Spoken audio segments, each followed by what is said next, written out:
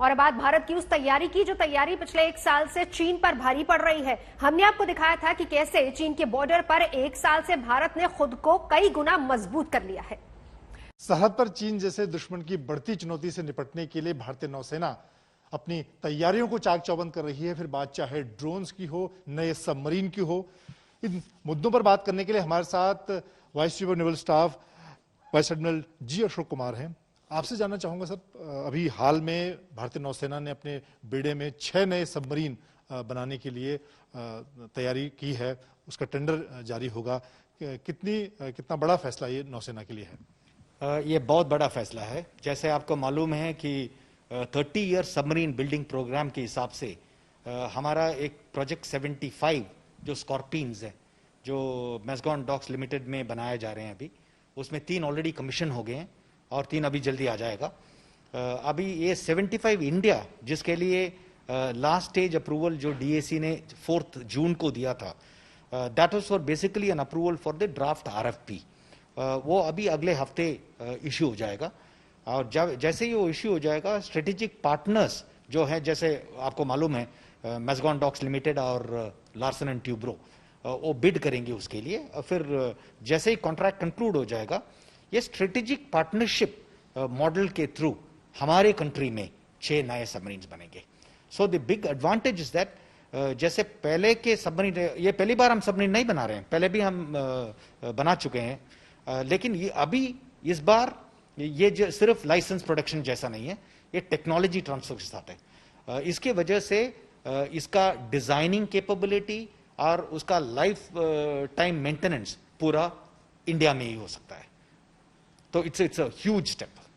अभी हम देखें जिस तरह के चुनौतियां हैं समुद्री सरहद पर, कितना अगर सबमरीन को हम देखें तो कितनी इंपॉर्टेंट है सबमरीन, और उसमें मेक इंडिया की हम बात करें, वो कितना बड़ा उसमें पार्ट होगा? Submarines are a very very important component of a very balanced force. Navy ऐसा नहीं हो सकता कि on one aspect you are strong and the other you are weak. So we always have to be a very balanced force, and submarines are a critical component. So we have taken a long time for this approval because this is a strategic partnership model. ये पहला case है तीनों service में से. So the process took a little longer क्योंकि हम भी सीख रहे हैं उसमें जो modification process में करना है वगैरह वगैरह. But I think this is a giant step. It will make our Navy stronger, definitely. And when it comes to Atmanirbhar Bharat and the Make in India concept is concerned, I think this is a giant step. इस वक्त हमने देखा कि जब लद्दाख में चीन सरहद पर तनाव था, तीनों सेनाओं में पहली बार एक नया तरह का फैसला आपने किया, जो प्रीडेटर ड्रोन्स सर्विलांस के लीज पर लिए गए। वो उसकी अगर हम बात करें तो वो कितना बड़ा फैसला है और उससे क्या फायदा हमें समुद्री सरहद पर मिला? ये इमरजेंसी प्रोक्योरमेंट के थ्रू हमने जल्दी 2 लिए थे। जैसे आपको मालूम है कैपिटल केस 30 का वो तो अलग से चल रहा है, लेकिन this 2 were taken basically for us to get a handle and also ensure that the long endurance जो है इसका है, और बिकॉज ऑफ विच ज्यादा रेंज कवर सकते हैं, that has enabled us to get a comprehensive maritime domain awareness picture, whether Arabian Sea, Bay of Bengal or Indian Ocean, well deep into the Indian Ocean, अभी हमारे पास पूरा domain awareness completely है। उससे क्या होता है, actually I keep mentioning this, that there are 120,000 ships per annum that transit the ISLs of the Indian Ocean region. In addition, there are warships. At any given point in time, there are something like 80 to 90 warships of other extra regional forces which are operating within the Indian Ocean region. So this long endurance and big ranges has given us a massive advantage in ensuring that we have a complete picture of the entire region. हमने देखा कि जब लद्दाख में तनाव था उस दौरान आपने अपने P8I का भी इस्तेमाल किया वहां पर निगरानी के लिए, तो कितना फायदा मिला, और इस वक्त इस दौरान किस तरह की एक्टिविटी, खासतौर से अगर हम चाइनीज शिप की बात करें, वो भी क्या हमने ड्रोन के जरिए और प्रीडेटर ड्रोन के जरिए अपने उनकी जानकारी ली है हमने? Actually जब भी कोई प्रॉब्लम होता है, our job is to ensure that we are ready for any offensive action or to defend any offense that may come on to our maritime interests in the maritime domain. So these kinds of the first step in all this is surveillance and having a complete awareness of what is happening around us. And both the P8Is and these actually give us the benefit of ensuring that domain awareness is not restricted to the surface and to the ships alone, but also to the submarines underwater. So both these assets, whether it is P8I or the drones which have been leased, have been of extreme importance to us. जिस तरह के हालात हमने लद्दाख में देखे, एक तरह से चीन कहीं ना कहीं हमें चौंकाने में कामयाब रहा। इस तरह के अगर हम प्रेडेटर ड्रोन की बात करें, P8I की बात करें, तो आपको लगता है कि हमारी जो तैयारी है, चीन समुद्र में कम से कम हमें नहीं चौंका सकता? हमारा एम हमेशा ये रहता है कि कोई भी हमें सरप्राइज नहीं करे एट सी। जैसे आपको मालूम है 26/11 इंसिडेंट जो हुआ था, जो हमें कोस्टल सिक्योरिटी की वजह से ब्रीच करके हमें सरप्राइज किए थे। There are lot of initiatives जो taken under the aegis of the NCS MCS। इसकी वजह से कोस्टल सर्वेलेंस नेटवर्क हो या नेशनल AIS चेन हो और लॉट ऑफ प्रोसीजरल करेक्शंस हो, जैसे AIS फिट होता है अभी लेस देन 300 टन्स वाला शिप्स में भी more than 20 meters in length, उन सब में AIS आ गया। फिर जो भी जहाज इंडिया में आएगा उसको एक पैंस कॉल लगाना पड़ता है, प्री अराइवल नोटिफिकेशन सिक्योरिटी। ऐसे प्रोसीजर्स भी बहुत सारे इंसर्ट किए थे। ये सब इसलिए किए हैं कि कोई हमें सरप्राइज ना करे। फिर भी कोई वेसल ऑफ इंटरेस्ट जो ये सब रूल्स फॉलो नहीं करता है, वो फिर भी कर सकता है।